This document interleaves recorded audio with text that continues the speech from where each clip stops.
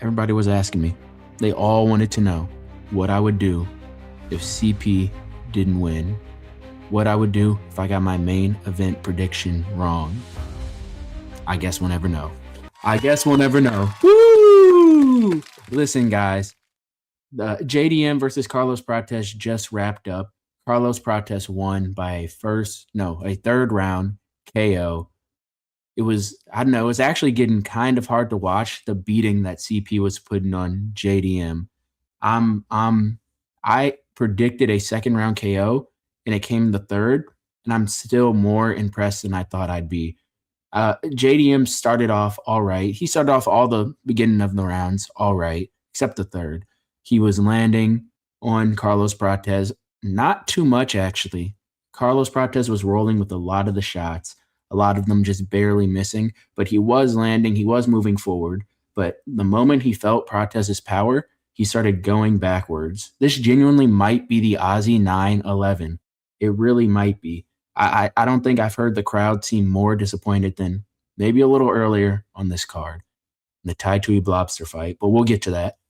Man, this was a fight from the beginning. JDM was putting it on him. He knew he had to walk forward to try to have any success, but he just couldn't land consistently and cleanly on Carlos Prates. And when he did, the stakes were just different. When Carlos Prates landed on him, you saw the effect it had. It snapped his head back, snapped his gloves back. His whole body gave a jolt. When JDM landed on Prates, it was more of just a thud. You know, as Lucas Tracy says, thud versus power. JDM has a big thud, but he doesn't have big power. Carlos Prates was able to eat his shots, and not even too many of them, but JDM just could not keep walking forward, eating those shots from Prates. And Prates looked clean. He looked good. He kept his volume up. I was expecting more of an Ian Gary fight approach where he would then catch JDM maybe, and said like he didn't catch Ian Gary, but he kept his consistency, his volume up and everything, and he was landing all over JDM. And honestly, in the second round when he dropped JDM with the leg kick, I knew it was over. Everyone knew it was over. I honestly thought his corner should have stopped the fight, but they let him go out there. Third round KO. How many official knockdowns did they score? I scored 3 myself. There was one knee that landed on JDM that knocked him down, in my opinion. But let's see. Yeah, 3 knockdowns. Insane. JDM never been finished in the UFC, never been knocked down. I think in his career, maybe one time on the regional scene, if I'm remembering right. But still, insane. Wow. Carlos Prates is the future of welterweight once Islam Makhachev is gone, because that was not good to see. JDM getting on Prates' back. And I know Prates shrugged him off, but that was a hurt, injured JDM that took him down, panic wrestled, got on his back at some points. And Prates was only really able to stuff the takedowns once he compromised JDM's leg. And it was later in the fight, worse takedowns. But if that's Islam, I don't know. But JDM has a better chin than Islam, better durability. So maybe if Prates can land some shots on him early, he's longer too, might be harder. I don't know. I still have Islam in that fight, but this is interesting. Man, you know what? Actually, I was in Prates' training camp for this fight. And throughout the whole thing, I kept telling him, I'm like, drill those leg kicks, drill those leg kicks. Yeah, no, you'll get to him with those body knees, those knees to the head. I was actually letting them practice them on me. So I am a little concussed right now, but it's worth it to see my brother, Carlos Prates, win. Man, I could not have expected a better win for him. All right, moving on to the next fight, the co-main event of the card, Beneil Dariush versus Quillan Salkilde. I'll be honest, I'm not as impressed with Quillan Salkilde as I thought I would be after this fight. Yes, I know he finished Beneil Dariush in the first round, but it's no chin Benny. Dude, Beneil Dariush, if you don't finish him in the first round, that's more embarrassing than anything. I know he beat Moicano, but that was more. Moicano almost finished him in the first round. That was just bad fight IQ that he didn't. Beneil Dariush is a crafty vet. It's like I said in my prediction.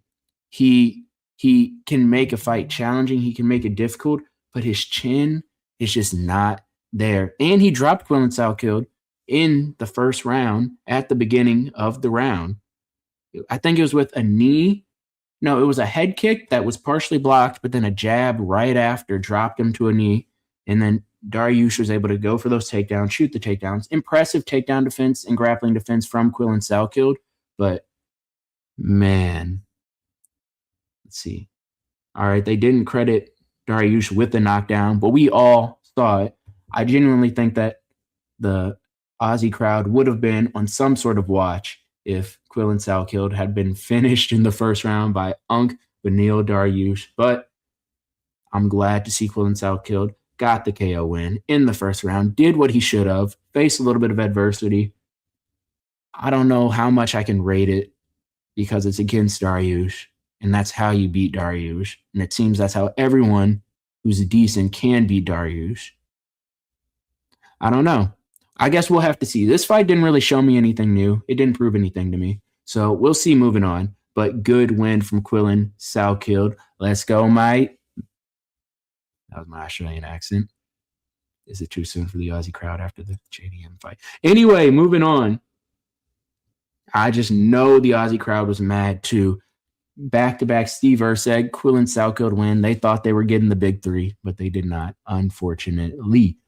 But this fight, I predicted a Tim Elliott 29-28 Unk masterclass based on damage, based on getting better grappling positions, maybe threatening some subs. I was very, very wrong. Steve Erceg made this look good. He made this look clean. It was literally, he was just cleaner than Tim Elliott. I know Tim Elliott, I probably should have predicted this, but recency bias. Steve Erceg hasn't been looking the best recently. And Tim Elliott, his last 3 fights, he beat Kai Asakura by submission in the second round. He beat Sumer Daji by, I believe it was a guillotine, and a razor close fight with Mokaev. Those are not bad. Mokaev's not a bad loss. Those other 2 are good wins, and the Unks have been pulling it off recently. But Steve Erceg, he pulled it off. He was just cleaner. He showed us what we saw before in the Pantoja fight. And I know Pantoja is not Tim Elliott, but he showed us that he was still there, that he's still elite. And in turn, that means that Brandon Moreno is still elite, which in turn means that Loner Kavanaugh is elite, which in turn means that Charles Johnson is elite. My Charles Johnson agenda is back on the table with this win. There we go. But good win from Steve Erceg. All right, moving on. Marwan Rahiki versus Ali Schmidt. He did what he should have done. He played the long, rangy game, and he got him out of there in the first round. I'm impressed by him. I'm not too impressed because Ali Schmidt was put in there for him to lose to Marwan Rahiki, but he still did what he was supposed to do, and a lot of prospects aren't doing that now. They're getting put cans in there for them to finish in the first round, look good, make it look easy, and they're not doing it. It was a nice looping shot, if I'm remembering right over the top, put him out. Good win from Marwan Rahiki. This really makes you think, how good is Harry Hardwick for making a war out of this with Marwan Rahiki? Don't know why I'm having trouble saying his name, but how good is Harry Hardwick? Really makes you think. Give him 5 more tries in the UFC. Every time he loses, give him 1 more try. I think he's got it. But in all seriousness, maybe Harry Hardwick is not that bad. I'm pretty sure he's still in the roster. I don't think they cut him. He made it look pretty. I know he got whooped by Marwan, but he made it look pretty close in some moments and made it a war and was not put out. He was finished because of the damage, but he was not put out. So we'll see. Maybe a broken jaw like he has now will make him easier to finish, but still, good win for Marwan Rahiki. Not getting off topic, not distracting from his win. A great win for Marwan. All right, next on the card.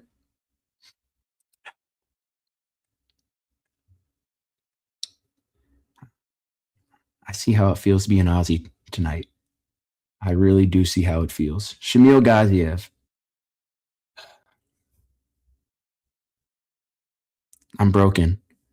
To see my GOAT on a losing streak, both by finish. Waldo Cortez Acosta was okay, because I'm a big Waldo fan. But Brando Pericic, put my GOAT out in the second round. But I will say Shamil put up a great fight. He was eating all the shots Brando threw at him. He was chowing them down, eating them up easily in that first round. Not easily, definitely not easily. Was getting rocked, but he was eating those shots.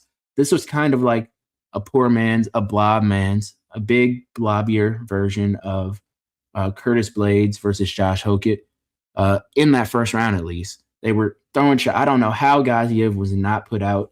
It's purely the Bahrainian volleyball heart that it gives you. You know, volleyball in Bahrain is one of the hardest sports you can play, and you need heart to play that sport. So I think that the heart from Bahrainian volleyball gave Shamil Gaziev the chin and the heart to stay in there, but Brando Pericic was able to put him out in that second round with a right hook over the top, I believe.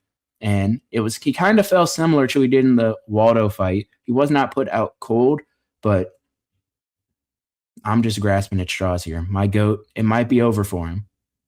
It might be over for him.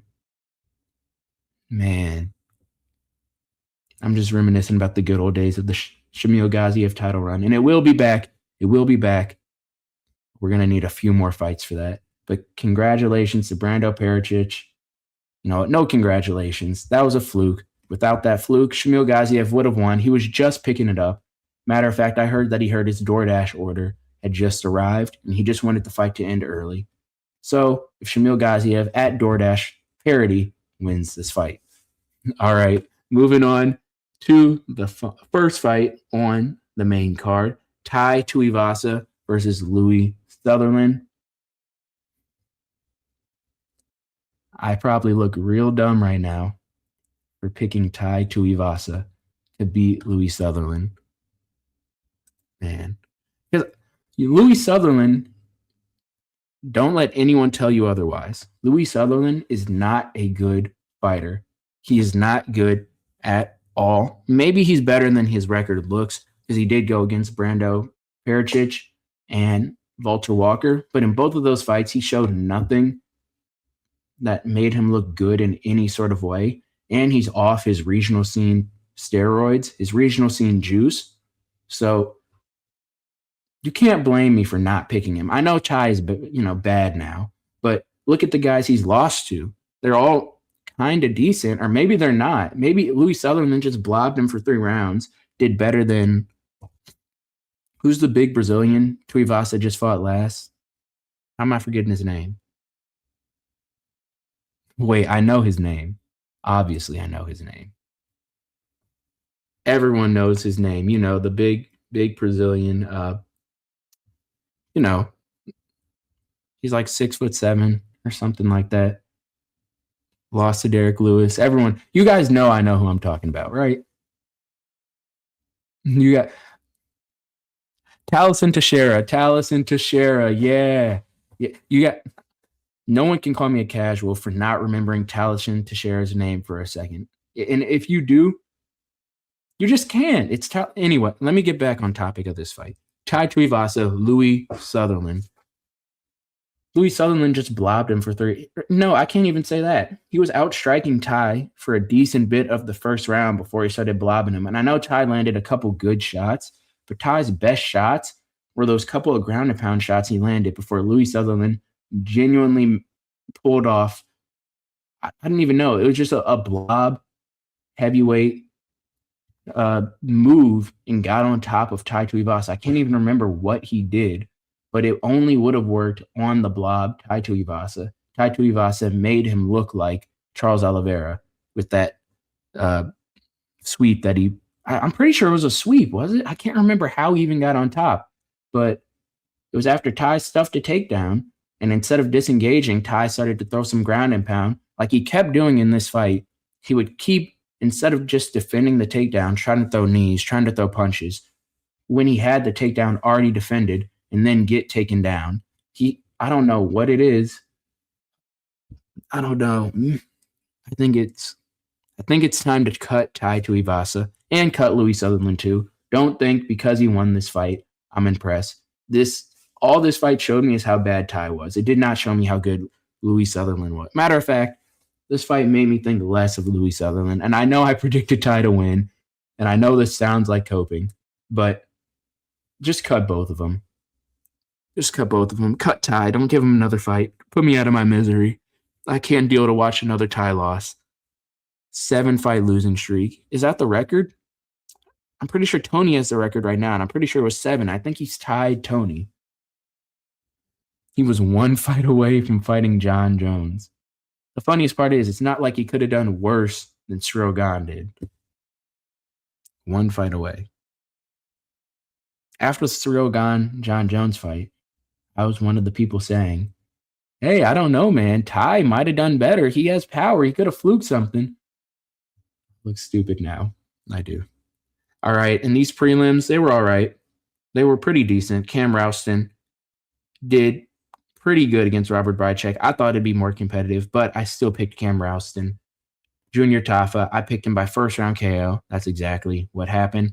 Jacob Malkoun, I predicted him by a second round KO, I do believe.